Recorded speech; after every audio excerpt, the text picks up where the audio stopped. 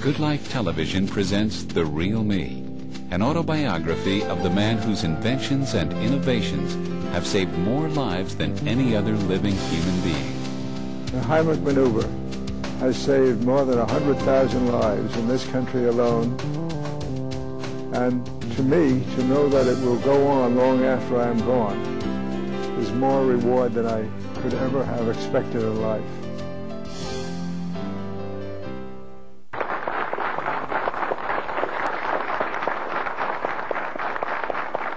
Thank you very much.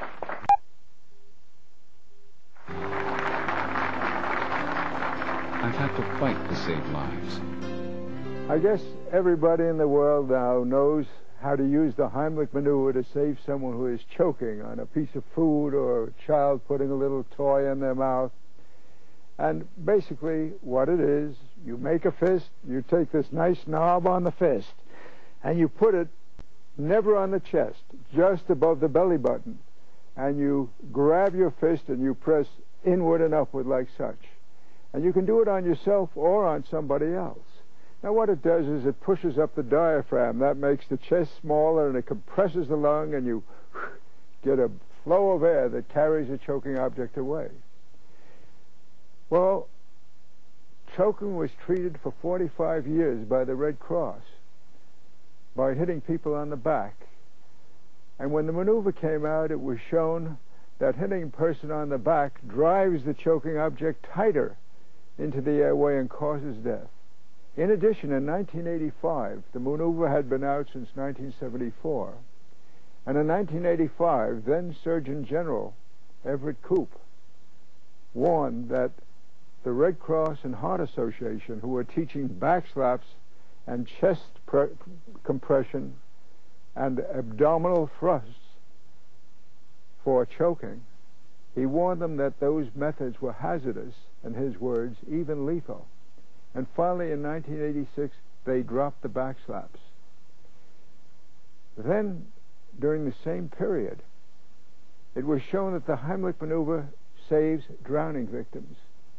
And it saves drowning victims because it gets the water out of the lungs and they can breathe.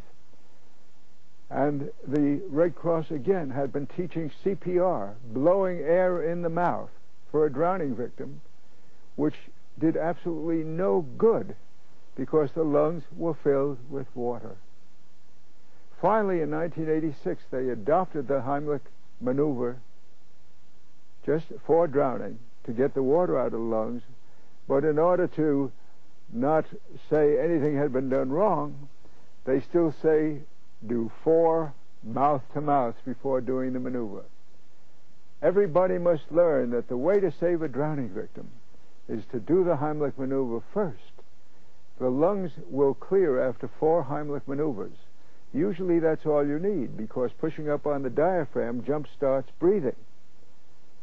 But if necessary at that time, if you want to do mouth-to-mouth, the air will go in because the water is out.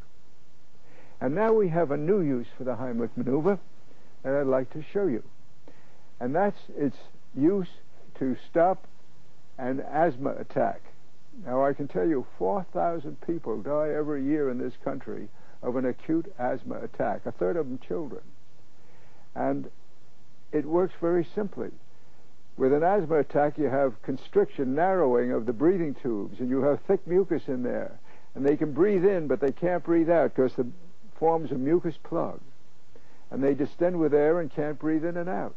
The Heimlich maneuver compresses the trapped air and expels the mucus plugs. In addition, you can prevent an asthma attack by using the maneuver to keep the mucus out of the lungs. You use it maybe once every week or two.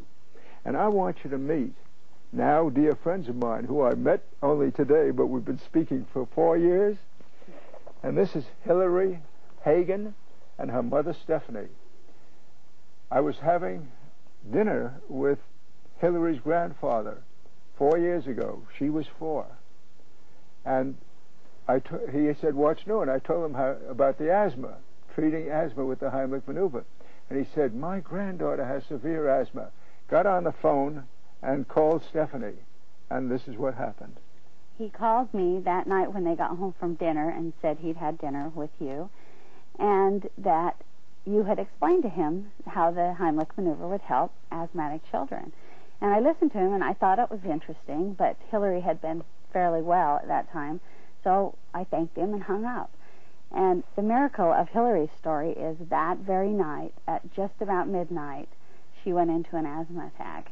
And we ran into her room, and it was really kind of funny because I was going, what was it that Dad told me? What was it that Dad told me? Because I'd told my husband, and I remembered what you had taught him. So I grabbed her, and I put her on my lap, and we began to do the Heimlich on her. And it was unbelievable how I could feel her heart rate just jumping out of her chest at the time, and how the longer that I did this to her, how I could get her heart rate down. What about the medicine she's taking? She has taken all her life. Right? Hillary has taken every asthma medicine there is. And in fact, when we left for this trip, I said, do you think we should take your asthma medicine just in case? And she goes, nope, I don't think we need it. And so we pretty much feel safe. She's not taking it now. This is terribly important.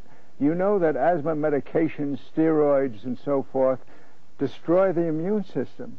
And then they don't work after a while anyway, and they throw in another medication. So that just being able to do away with the medication. And they just add and add and add and add, and pretty soon you're taking 6 or 7 different kinds of medication. Stephanie, show us how you do. Okay. We put our hands right below her ribs, right here.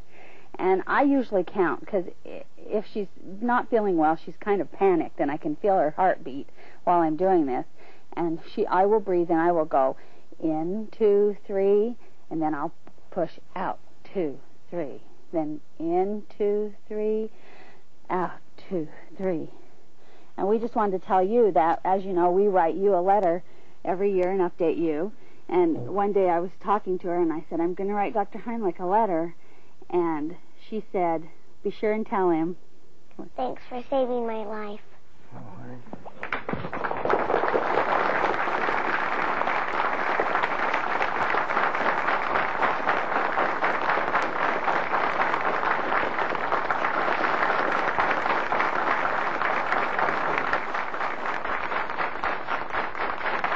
Ladies and gentlemen, the real Henry Heimlich.